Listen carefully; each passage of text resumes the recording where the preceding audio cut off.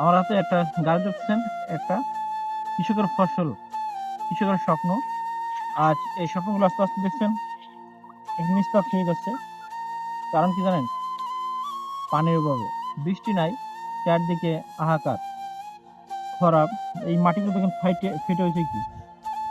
আবার বৃষ্টি নাই, কৃষক বিকল্প পদ্ধতিতে পানি দেয়, সেটাও আজকে খুব কষ্টের বিষয়।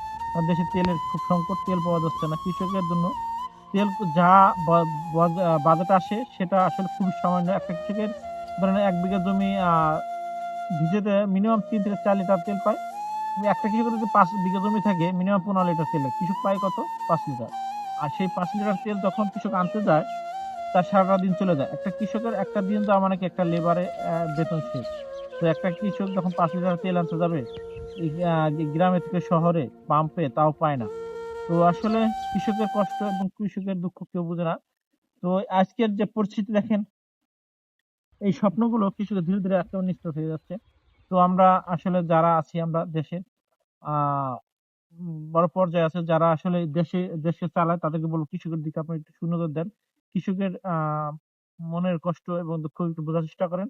আশা করি ইনশাল্লাহ আমরা এই কৃষক ভালো কিছু সামনে আপনাদেরকে উপহার দিবে, এবং এই কৃষককে বাঁচান, দেশ বাঁচান, এই প্রত্যাশা রেখে আমি শেষ করছি। আল্লাহ হাফেজ।